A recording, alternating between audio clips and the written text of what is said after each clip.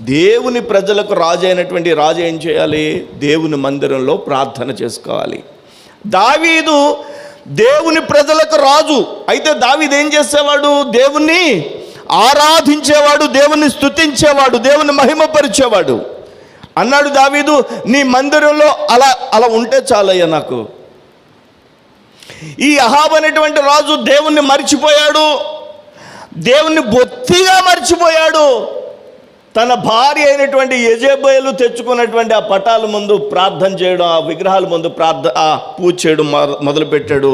ఇది దేవుని దృష్టికి విపరీతమైనటువంటి కోపాన్ని పుట్టించింది.